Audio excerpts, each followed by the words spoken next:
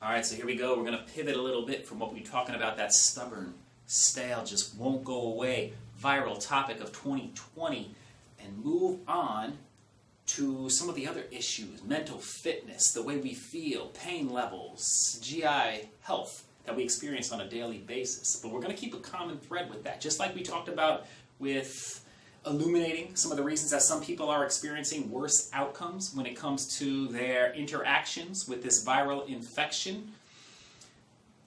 A reason that we might be experiencing things like anxiety, depression, insomnia, constipation, our levels of pain, our susceptibility to pain, our sensitivity to pain, if you will. The reasons we may be experiencing some of these things more often than not, or maybe in different waves at different times, can again fall back to lifestyle factors. Just like some of that metabolic dysfunction that we talked about can perpetuate a body that is less able to fight off an infection. Some of our lifestyle practices or things that we're experiencing on a daily basis can leave us at a deficit of certain, we'll say, brain chemicals, aka neurotransmitters, that play a major role in influencing some of the things we talked about: the anxiety, depression, insomnia, constipation, pain susceptibility, and more. In this case, what we're talking about is a neurotransmitter called serotonin. Now, we've talked about this in the past and how it can be influenced by gut health and leaky gut, intestinal permeability, and how that releases LPS into the system, and then that compromises the blood-brain barrier, alters your neurotransmitters. Double back on that because that is still an essential piece of the puzzle. But right now we're talking about something different, a different mechanism, one that we can add on to our arsenal, our approach to optimizing the way we think, feel, and thus interact with the world.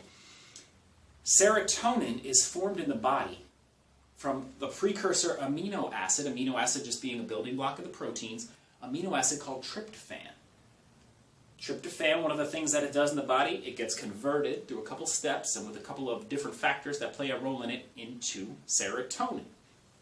Now, in the body sometimes, depending on certain things we're going through that we will go through and show us in a few days, so therefore we have an option and a route in of things to rectify and correct in order to optimize this, that tryptophan can be shunted away from that pathway to serotonin. This is something called tryptophan steal, and all of a sudden that tryptophan is used up for other resources, other demands that the body views that as a priority over going into the serotonin. So as uncomfortable as that depression, anxiety, insomnia, constipation, experience of pain may feel, the body, in its wisdom, prioritize it to go elsewhere. We'll tell you why this happens in a few days, but it prioritizes that tryptophan to go elsewhere to feed our survival over our comfort levels in the moment.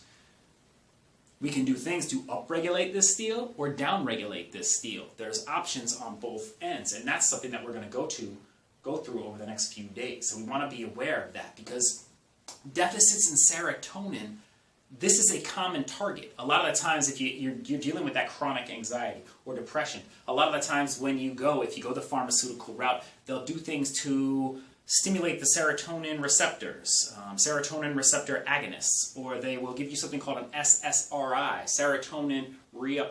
selective serotonin reuptake inhibitor, meaning they're going to prolong the life of the serotonin in your body, thus enhancing the sensations and the feelings you get from it. But what if we could go deeper to that? What if we can go deeper to that, and see why there's a potential deficit in serotonin to begin with? That's what we're going to be doing over the next few days. So come along with us, especially if you know someone that's going through some of those issues. Mental fitness, obviously a topic for everyone, but if you just notice that diminished interest in life activities, hobbies, relationships, feelings of paranoia or rage, or inexplicably feeling down or sad for no reason, you can't really come up why. This is key and it is critical. That tryptophan metabolism, down from tryptophan, go to something else called 5-HTP, 5-hydroxytryptophan. Sometimes you see that in a supplement to boost serotonin levels as it skips some of the steps from tryptophan to serotonin.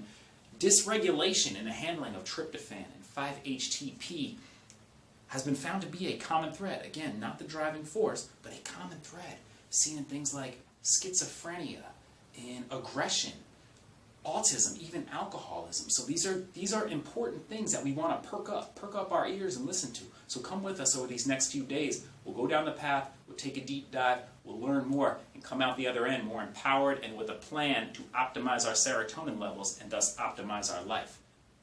Let's get it.